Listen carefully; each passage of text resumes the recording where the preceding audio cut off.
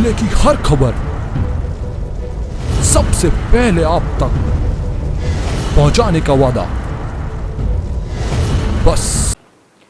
नमस्कार, आप देख रहे हैं पद्मेश 24/7 कृष्णा संडे के साथ। न्यूज बुलेटिन की शुरुआत करते हैं हेडलाइन से।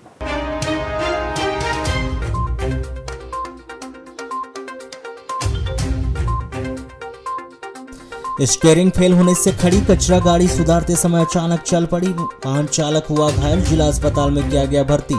नगर के वार्ड नंबर 4 देवटोला की घटना।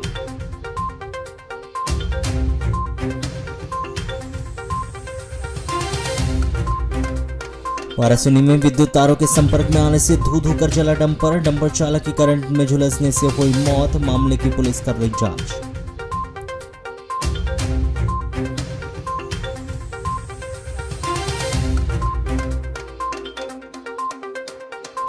बटकरी अंधे हत्याकांड का हुआ पर्दाफाश। लालबरा पुलिस को बिना नंबर की चोरी मोटरसाइकिल चलाते मिला हत्याकांड का आरोपी केवल इल्लारे। 3 माह पहले बटकरी में निर्मला बाई की हत्या चोरी की नीयत से की गई थी। उधारी के महज 60 रुपए के लिए 5 लोगों ने की थी ग्रामीण की हत्या। मृतक की पत्नी ने एसपी कार्यालय में सौंपा ज्ञापन। अभी तक सभी आरोपियों की गिरफ्तारी नहीं कर सकी पुलिस। खैलांजी पुलिस पर लगाया कार्यवाही न करने का आरोप।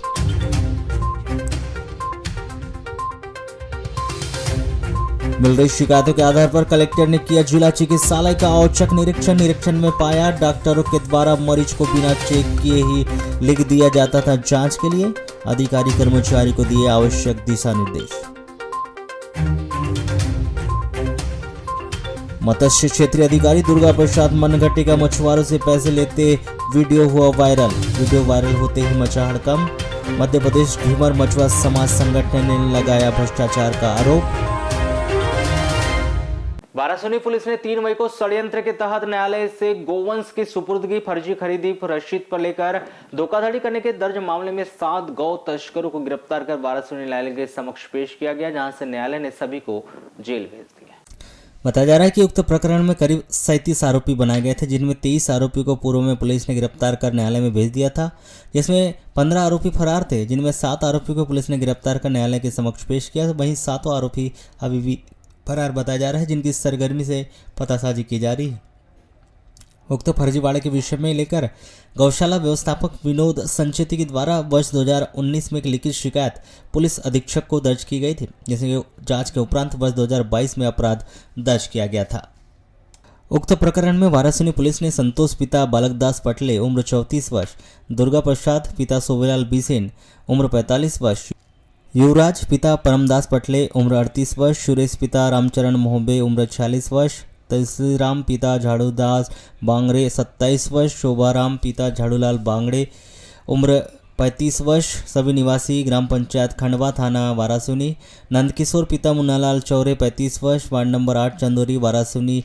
सभी को गिरफ्तार कर न्यायालय के समक्ष पेश किया, जहां से उन्हें न्यायालय ने जेल भेज दिया है। शहीद भगत सिंह शासकीय जिला चिकित्सालय से मिल रही शिकायतों के आधार पर जिला कलेक्टर गिरीश कुमार मिश्रा के द्वारा जिला चिकित्सालय का औचक निरीक्षण किया गया, जिसमें जिला चिकित्सालय की व्यवस्थाओं का जायजा लिया गया।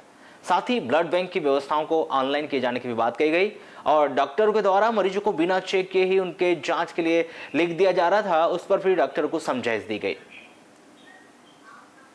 आपको बताया कि जिस प्रकार से शहीद भगत सिंह शासकीय जिला चिकित्सालय बालाघाट में आए दिन अव्यवस्थाओं को लेकर जिला कलेक्टर को शिकायतें मिल रही थी, जिस पर जिला कलेक्टर के द्वारा हॉस्पिटल का औचक निरीक्षण किया गया व हॉस्पिटल की व्यवस्थाओं का जायजा लिया गया, जिसमें उनके द्वारा ब्लड बैंक का निरीक्षण कर पाया गया कि 1 अप्रैल से ब्लड बैंक को ऑनलाइन कर देना था, पर अभी तक ब्लड बैंक को ऑनलाइन नहीं किया गया। उस पर जिला कलेक्टर के द्वारा ब्लड बैंक विभाग को निर्देशित किया है कि वे ब्लड बैंक में सभी व्यवस्था व ब्लड की जानकारी अब ऑनलाइन होनी चाहिए। वहीं हॉस्पिटल के निरीक्षण में पाया गया कि डॉक्टरों के द्वारा बिना मरीज को चेक किए ही उनकी जांच के लिए मरीजों के कहे अनुसार लिख दिया जाता था, जिस पर सभी डॉक्टरों को समझाइश दी गई कि जब तक मरीज को क्या दिक्कत है उन्हें चेक नहीं किया जाता, तब तक उन्हें किसी प्रकार की जांच के लिए नहीं लिखा जाए। में किस प्रकार की कमियां देखी गई है अभी? देखिए, ब्लड बैंक में बेसिकली चूँकि पूरा का पूरा ब्लड बैंक ऑनलाइन होना चाहिए, अभी स्टार्ट इन लोगों ने नहीं किया, सिस्टम सॉफ्टवेयर अपडेट हो रहा है, तो निर्देश तो यही है कि 1 अप्रैल से स्टार्ट करके हम पूरा सिस्टम ऑनलाइन करें और इसके लिए इनको निर्देशित किया गया। साथ ही साथ जो हमारी रसीदें जमा हो रही हैं रोगी कल्याण समिति में, उसको लेकर के बहुत सारे कर्मचारी जो रात में ड्यूटी कर रहे हैं, दिन में ड्यूटी कर रहे हैं, सबको अलग अलग रसीदें हैं। सबका मिसमैच, अमाउंट का मिसमैच है, जिसको हम लोग ऑडिट अलग से कराएंगे। एक अलग से क्वेश्चन, वहीं उन्होंने आगे कहा कि हॉस्पिटल में सभी जगह जिला प्रशासन के मोबाइल नंबर जगह जगह डिस्प्ले किया जाए, जिससे यदि किसी मरीज को जिला कलेक्टर से बात करना है तो वह दिए गए मोबाइल नंबर पर अपनी समस्या को लेकर बात कर सकते हैं। वहीं कुछ एनएचएम के डॉक्टर्स हड़ताल पर है, जिससे हॉस्पिटल की व्यवस्था को किस प्रकार से सुचारू किया जा सकता है उनका भी जायजा लिया, क्योंकि जिस प्रकार से हॉस्पिटल में मरीज भर्ती है उन्हें कोई भी असुविधाओं का सामना न करना पड़े। वह निरीक्षण में बहुत सारी बातें सामने आई, उन पर भी विचार विमर्श कर समस्याओं को दूर किया जाएगा। वहीं बाकी विभागों का भी निरीक्षण किया जा रहा है, जिसमें जो भी कमियां पाई जा रही है उन्हें दूर करने का प्रयास किया जा रहा है। कुछ शिकायतें मिलती रहती हैं हॉस्पिटल से रिलेटेड, और हम लोगों ने प्रयास किया कि सभी जगह हम लोग का नाम, मोबाइल नंबर हो। तो कई बार जो इंडोर पेशेंट्स भर्ती हैं वो लोग भी शिकायत करते हैं। वर्तमान में निरीक्षण इसलिए किया जा रहा है कि क्योंकि कुछ एनएचएम के डॉक्टर्स हड़ताल पे हैं, तो एक तो व्यवस्थाएं सुनिश्चित करने के लिए कि हमारे जो पेशेंट्स भर्ती हैं आईसीयू में है या दूसरी जगह है, उनको जो है कोई असुविधा ना हो, उसको लेकर के निरीक्षण किया जा रहा है। निरीक्षण में कई सारी बातें आई। ब्लड बैंक पे कुछ इरेगुलरिटीज़ थी, जिसको हम लोग दूर करने का प्रयास कर रहे हैं, ऑडिट कराएंगे। साथ ही साथ बाकी विभागों का भी निरीक्षण चल रहा है, तो उसमें भी जो भी कमियां पाई जाएंगी उसको हम लोग दूर करने का प्रयास करेंगे। ब्लड बैंक है कि कई बार मरीज इंसिस्ट करता है कि टेस्ट लिख दो, तो डॉक्टर लोग टेस्ट लिख देते हैं। तो वही मैं समझा रहा था कि भाई इसमें कंप्लेन भी लिख दो उसकी पहले कि क्या कंप्लेन है और क्यों टेस्ट अपन कराना है। ऐसे बहुत बड़ा मुद्दा क्या है कि मरीज आता है बाहर से और कई जगह से दिखाता है, तो ये और खुद आजकल थोड़ा सा लोग बाग जागरूक हो गए हैं, तो खुद ही अपने से एडवाइज करते हैं कि टेस्ट कराना है। हमारे डॉक्टर भी ज़्यादा प्रेशर न लेते हुए सीधे लिख देते हैं। तो मेरा ये कहना था भाई कि किस मामले में उसको क्या परेशानी थी और किसके लिए आपने जांच ली कि इसका उल्लेख करें। सर लेकिन ये तो कई बार देखा जाए कि डॉक्टर बिना देखे ही पूरा लिख देता है, और ऐसे में तो मरीज को कौन सी बीमारी बिना देखे नहीं लिखता। वो बात दूसरी बात क्या है कि मरीज जाके बोलता है मेरे को ये जाँच कराना है और डॉक्टर लिख देते हैं। तो मेरा ये था समझाई दी गई कि भाई उसकी तकलीफें क्या है और आप उस तकलीफों के एवज में क्या इन्वेस्टिगेशन कराना चाहते हैं। नगर के कालीपुतली चौक स्थित महिला व बाल विकास विभाग परियोजना कार्यालय में वाहन चालक के पद पर पदस्थ मोहम्मद नजीर खान 74 वर्ष की सेवा पूर्ण कर बुधवार 3 मई को सेवानिवृत्त हो गए, जिनकी सेवानिवृत्ति पर कार्यालय में विदाई समारोह का आयोजन किया। जहां उपस्थित सीडीपीओ बालाघाट ग्रामीण शैलेंद्र चौक से समस्त पर्यवेक्षक व लिपिक वर्ग सहित अन्य ने उनके सेवा कार्य के अनुभव और उनसे मिले सहयोग को याद करते हुए फूल मालाएं भेंट कर उनका स्वागत किया गया। वहीं उनके सेवाकालीन लम्हों को याद करते हुए उनके उज्जवल भविष्य और मंगल स्वास्थ्य की कामनाओं के साथ कार्यालय से विदाई दी गई। आयोजित इस विदाई समारोह में सबसे पहले उपस्थित जनों ने उन्हें पुष्प गुच्छ भेंट कर उन्हें फूल मालाएं पहनाई। वहीं बारी बारी से उनकी सेवाओं को याद कर उनकी शान में कई बातें का उल्लेख किया, जिनकी आज सेवानिवृत्ति पर उन्हें सामूहिक रूप से कार्यालय से विदाई दी गई। आपको बताया कि नगर के वार्ड नंबर 10 निवासी वाहन चालक मोहम्मद नजीर खान 6 नवंबर 1990 में महिला बाल विकास विभाग परियोजना कार्यालय ग्रामीण में वाहन चालक के पद पर पदस्थ हुए थे, जिन्होंने अलग अलग कार्यालय में बतौर वाहन चालक के तौर पर 34 वर्ष अपनी सेवाएं दी। आपको बताया कि मोहम्मद नजीर खान इसके पूर्व महिला बाल विकास लांजी परसवाड़ा और कलेक्टर कार्यालय में भी अपनी सेवाएं दे चुके थे। रुपए डबल करने का लालच देकर निवेशकों के साथ धोखाधड़ी करने के मामले की जांच अभी थमी नहीं है कि डबल मनी के इस जांच के चलते कोतवाली पुलिस ने पिछले 7 वर्षों से बंद पड़ी चिट फंड कंपनियों की भी जांच शुरू कर दी है। कोतवाली में 13 चिट फंड कंपनियों के विरुद्ध मुकदमा दर्ज है और चिट फंड कंपनियों के कुछ डायरेक्टर, एजेंट और प्रबंधकों को पिछले वर्षों में गिरफ्तारी हुई, किंतु पिछले 7 वर्षों में इस मामले की जांच किसी कारणवश बंद करने का मामला शिथिल हो गया था। किंतु हाल ही में पुलिस अधीक्षक के निर्देशन में कोतवाली पुलिस ने 13 चिट फंड कंपनियों की जांच पड़ताल शुरू की और इन चिट फंड कंपनियों के आरोपियों की गिरफ्तारी अब की जाएगी।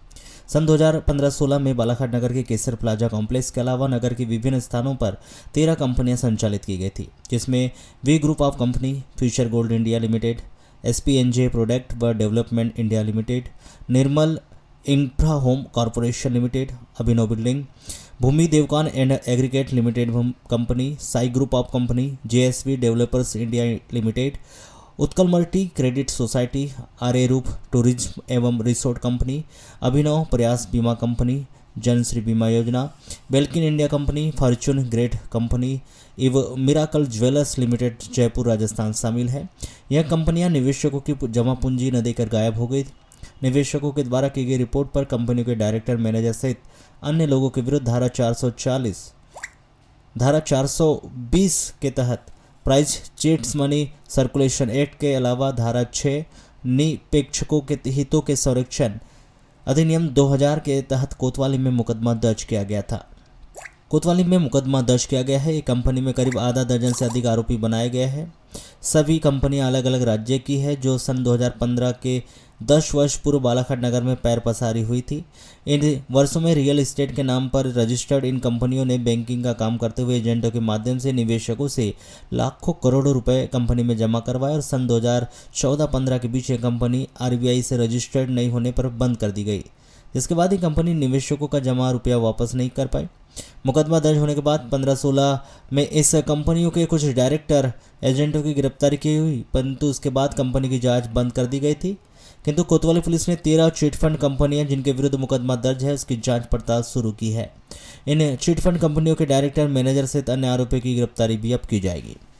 बैठ कमल सिंह गहलोत। देखिए 2016 में SDM साहब के द्वारा तत्कालीन जो SDM साहब थे उन्होंने करीब 8 मामले उस टाइम पे कायम करवाए थे और उसके बाद 16-17 में भी कायम हुए। इस प्रकार से करीब 13 मामले हैं हमारे पास में चिटफंड के हैं और अलग अलग कंपनियां हैं और सभी कंपनियों में अलग अलग निवेशक हैं और निवेशकों की संख्या देखो तो सैकड़ों से ज़्यादा है, लाखों में है। और उसमें आरोपी भी जो डायरेक्टर हैं कंपनियों के वही आरोपी हैं उसमें, और कुछ एजेंट हैं जो लोकल स्तर पे ब्रांच मैनेजर बन के काम कर रहे थे या और भी कंपनी में उनका इन्वॉल्वमेंट था। तो उन सभी में अभी वापस, चूँकि कई सालों से वो शिथिल थी वो जाँच है, उसको वापस हमने शुरू किया है और जितनी कंपनियां हैं सभी के आरोपियों की सतूनत पता करके जो आरोपी अरेस्ट नहीं हुए हैं उनको अरेस्ट करेंगे और आगे उनकी जो कंपनियों की प्रॉपर्टी है, कहीं अगर वायदे की किसी की अगर संपत्ति कोई ज़मीन खरीद कर रखी है तो उसकी जानकारी लेके हम लोग इसमें भी एक मध्य प्रदेश निरीक्षकों के हितों का संरक्षण अधिनियम, जिनमें DM साहब को एक पावर होता है नीलाम करने का, तो वो कार्रवाई भी हम लोग उसमें स्टार्ट करेंगे। देखिए ये कंपनियां 15-16 तक वो चली है, संचालित थी और उसके बाद से सारा कारोबार उनका बंद हो गया है। तो जो संबंधित कंपनी है उनके खाते हमने चेक किए और संबंधित बैंकों से भी बात करके हम उसमें अगर कोई राशि जमा है या नहीं है तो इस बारे में जानकारी ले रहे हैं। और इवन हमने सेबी में भी आज संपर्क किया है। सेबी में भी कुछ कंपनियां हैं जिसकी जांचें हुई है और उन्होंने कुछ ऑर्डर पास किए हैं, जैसे सहारा में भी माननीय सुप्रीम कोर्ट के निर्देशन में ही कार्रवाई चल रही है। सहारा भी कई सारे सहारा के भी निवेशक हैं और इसके अलावा और भी हैं, फ्यूचर गोल्ड है, SPNG है, कई सारी कंपनियां जिनमें सेबी से ऑलरेडी पहले जांच हो चुकी है, तो वहाँ से जांच प्रतिवेदन लेके और अगर उनकी प्रॉपर्टी की जानकारी उनके पास भी है या उन्होंने फर्दर आगे और क्या क्या इंक्वायरी की है तो वो सारी जानकारी लेके हम इसको आगे प्रोसेस करें। लालबरा पुलिस ने 16 अप्रैल 2023 को पांडरवानी रोड स्थित लॉन से मोटरसाइकिल पल्सर चोरी कर फरार हुए कटंगझरी हाल मुकाम अमोली निवासी 24 वर्षीय जुगल अजीत को चोरी की मोटरसाइकिल के साथ गिरफ्तार कर 3 मई को वाराणसी न्यायालय में पेश कर वहां से जेल भेज दिया है।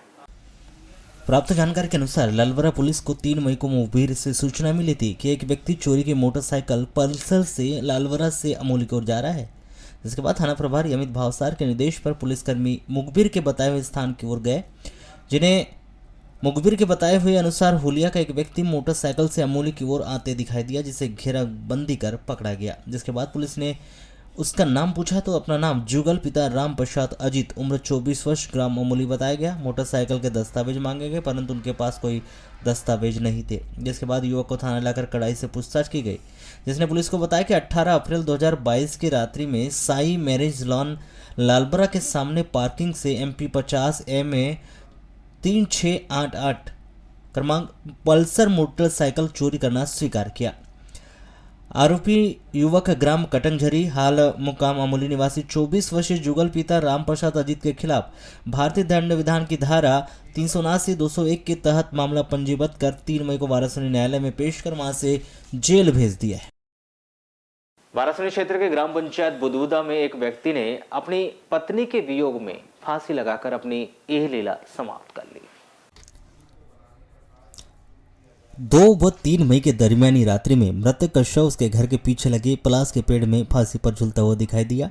बताया जा रहा है कि मृतक 40 वर्षीय रामप्रसाद मेश्राम शराब पीने का आदी था, जिसकी पत्नी इसी आदत से परेशान होकर अपने 2 लड़कों को छोड़कर अपने मायके किन्नी खैलांजी चली गई थी। फिलहाल इस मामले में पुलिस ने मर्ग कायम कर जांच में लिया है। फांसी लगा के मारे। क्या कोई विवाद वगैरह हुआ था? कुछ नहीं, झगड़ा। किस किस के साथ रहता था ये माँ, लड़के, बच्चे और पत्नी? पत्नी मायके चली। कैसे पता चला आपको फांसी लगा है? ये तो हम तो बुदबुदा, मतलब यहाँ रहते हैं बुदबुदा, धोबी लाल ने बताए तो बताए। सुबह गए तो ये ग्राम धोबी टोला बुदबुदा में मृतक रामप्रसाद पिता झाड़ूलाल, उम्र 40 वर्ष करीबन, ये कल शाम से 9 बजे से घर से निकला था। शाम की, रात के 9 बजे? हाँ, रात के 9 बजे, 9-10 बजे बता रहे हैं परिवार वाले। शराब पीने का आदी था, जो स्वयं अपने खेत के पलसे के पेड़ पे फांसी लगा के फौत हो गया। खुद के पेड़, खेत में पलसे का जो पौधा था? खुद के घर के पीछे पलसे के पेड़ में, ऐसा परिवार वाले बता रहे हैं। जिला पंचायत की 3 मई को सामान्य सभा की बैठक आयोजित की गई। इस बैठक में नल जल योजना को लेकर जिला पंचायत के सदस्यों के द्वारा संबंधित विभाग पर जमकर फटकार लगाते हुए अपनी नाराजगी व्यक्त की गई, क्योंकि जिस प्रकार से नल जल योजना का शासन के द्वारा शुरू तो कर दी गई, पर उसका लाभ आम जन को नहीं मिल पा रहा है। उससे क्षेत्रवासी परेशान हो रहे हैं। उसे लेकर जिला पंचायत सदस्यों के द्वारा संबंधित विभाग के अधिकारियों को इस बैठक में आड़े हाथों लिया गया। जिला पंचायत के सामान्य सभा की बैठक 3 मई को जिला पंचायत के सभा हॉल में आयोजित की गई थी। इस बैठक में जिला पंचायत अध्यक्ष, उपाध्यक्ष व जिला पंचायत के कार्यकारिणी समिति के सभी पदाधिकारी उपस्थित थे, जिसमें जिला पंचायत के सदस्यों के द्वारा अपने क्षेत्र में हो रही पानी की समस्या को लेकर संबंधित विभाग को जमकर फटकार लगाई जा रही थी और कहा गया कि जिस प्रकार से ग्रामीण क्षेत्रों में नल जल योजना के तहत नल कनेक्शन और पानी टंकी तो लगा दी गई, पर उनमें आज तक ना ही पानी आ रहा है और ना ही इनसे ठेकेदारों के द्वारा विभाग को हैंडओवर किया गया, जिसका खामियाजा आम जनता को उठाना पड़ रहा है। और जब भी हम अपने क्षेत्र में भ्रमण करते हैं तो हमें आम जनता का गुस्से का सामना करना पड़ता है और विभागों के द्वारा कागजों पर इस योजना को कंप्लीट होना दर्शा दिया गया। वहीं कुछ सदस्यों के द्वारा अपने अपने क्षेत्रों की समस्या का इस सामान्य सभा की बैठक में भी रखा गया है। वहीं जब सामान्य सभा की अभी तक हुई बैठकों में मीडिया को कवरेज करने दिया जाता था, वह स्वयं जिला पंचायत सदस्य व अध्यक्षों के द्वारा इस बैठक को कवरेज करने के लिए मीडिया को बुलाया जाता था। उसी तरह इस बैठक में भी मीडिया को कवरेज करने के लिए बुलाया गया, पर जिला पंचायत सदस्यों के द्वारा नल जल योजना व पानी की समस्या को लेकर विभागों के आड़े हाथों लिया जा रहा था, जिस पर यह सब वाकया कैमरे में कैद होता देख इस बैठक से मीडिया को दूर कर दिया गया व इस बैठक का कवरेज करने से मना कर दिया गया। शिक्षा का स्तर उठाने के लिए शासन नित नए नए कदम उठा रही, ताकि शासकीय स्कूलों में पढ़ने वाले छात्र छात्राओं को एक दिशा दी जा सके। इसी कड़ी में शासन के आदेश के अनुसार विज्ञान समूह कक्षा 12वीं के ऐसे छात्र छात्राएं जो विज्ञान व व्यावसायिक विषय के हैं, उन्हें जेओटी के तहत 20 दिन के ट्रेनिंग दिलाए जाने का कार्य 1 मई से प्रारंभ हो गया है, जो 20 मई तक चलेगा। इसी कड़ी में कमला नेहरू कन्या विद्यालय की कक्षा 12वीं के विज्ञान संकाय की छात्रा सुहानी तुर्कर ने पद्मेश 24/7 को बताया कि वे विज्ञान समूह से आती है, उनकी इच्छा मेडिकल क्षेत्र में जाने की है। ऐसे में हम स्कूल के द्वारा शासन के दिशा निर्देश पर 20 दिनों की ट्रेनिंग करनी है। हमारी ट्रेनिंग सिविल अस्पताल में हो रही है, जहां हम लोग नर्स व चिकित्सक कैसे कार्य करते हैं। इस बार ये शासन के निर्देशानुसार जिन भी हायर सेकेंडरी शालाओं में अपना व्यावसायिक शिक्षा का कोर्स चालू है, वहाँ पे विभिन्न ट्रेडों की छात्राओं को ओजेटी ट्रेनिंग दी जाती है, ऑन द जॉब ट्रेनिंग, इसका फुल फॉर्म है। ओजेटी ट्रेनिंग दी जाती है, जिसके अंतर्गत छात्राओं को संबंधित ट्रेड से संबंधित संस्थानों में उनका विजिट कराया जाता है। जैसे हमारे यहाँ हेल्थ केयर चलता है, तो उससे संबंधित शासकीय चिकित्सालय वाराणसी में बच्चों को लेके जाया जाता है, जहाँ उन्हें प्रारंभिक चिकित्सा उपचार कैसा किया जाए उससे संबंधित जानकारी दी जाती है। इसी प्रकार हमारे यहाँ एक दूसरा ट्रेड संचालित है ब्यूटी वेलनेस का, जिसके अंतर्गत छात्राओं को बड़े ब्यूटी पार्लर्स में ले जाया जाता है। वहाँ प्रारंभिक जिले में इन दिनों किसानों के द्वारा लगाई गई रबी की धान की फसल अब लगभग पककर तैयार हो चुकी है, पर बेमौसम हो रही बारिश से किसान काफी परेशान है, क्योंकि एक तरफ कुछ दिन पहले हुई ओलावृष्टि और अधिक बारिश के चलते धान की फसल में बीमारी लग रही थी, तो वहीं अब फसल पककर तैयार हो गई है। वहीं अधिक बारिश होने की वजह से खेतों में ही वह फसल बर्बाद हो जाएगी, जिसको लेकर किसानों की चिंता बढ़ गई है। अब किसान बताते हैं कि अभी जिले में किसानों के द्वारा जो धान की फसल लगाई गई है वह अब पक कर तैयार हो गई है। तो कुछ किसानों की फसलें अभी कुछ दिनों में भी पक जाएगी, किंतु बेमौसम हो रही बारिश और आंधी तूफान ने किसानों की माथे पर चिंता की लकीरें बढ़ा दी। जो फसलें पककर तैयार हो गई है वह फसल खेतों में ही पड़ने लगी, तो जो फसल पककर तैयार नहीं हुई है उसमें अब बीमारी लगने लगी, जिससे किसानों की परेशानी अत्यधिक बढ़ गई।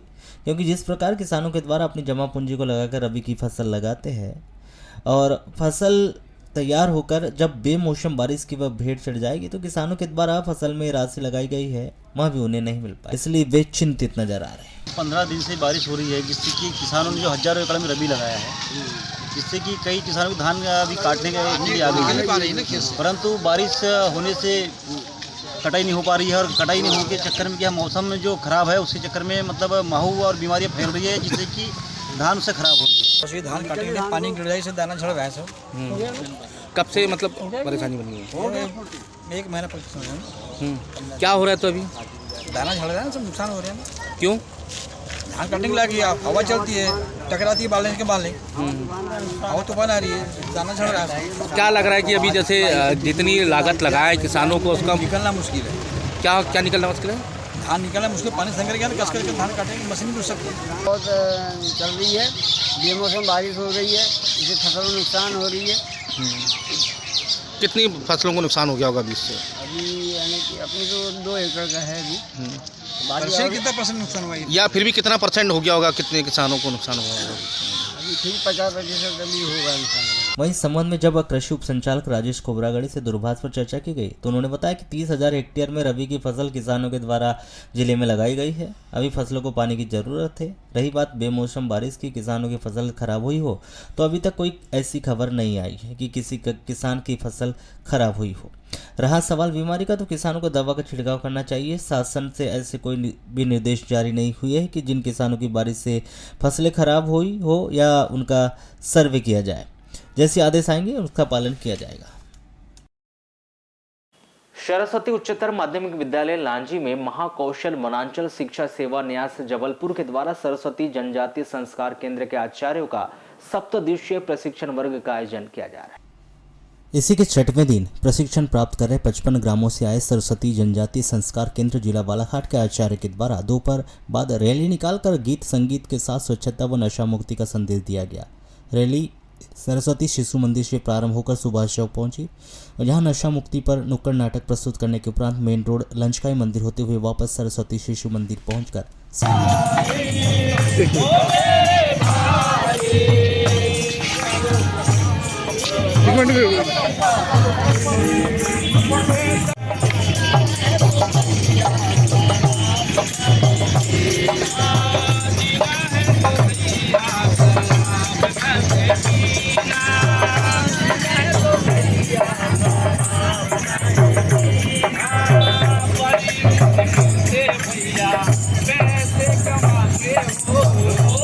विद्या भारती महाकौशल प्रांत जबलपुर द्वारा संचालित सरस्वती जनजाति संस्कार केंद्र का 7 दिवसीय आचार्य प्रशिक्षण वर्ग सरस्वती उच्चतर माध्यमिक विद्यालय लांजी में संपन्न किया गया, जिसके उपलक्ष्य में नगर में नशा मुक्ति एवं स्वच्छ भारत के स्वच्छता के लिए प्रभात फेरी निकाला गया। इसमें नगरवासी एवं ग्रामवासियों को यह सूचना अवगत कराया जा रहा है कि कहीं भी कचरा न डालें, नशा मुक्ति को लेकर के प्रेरित किया जा रहा है एवं जो शौच बाहर जाते हैं वो शौचालय में जाए। इस प्रकार से सभी चीज़ों के बारे में बता।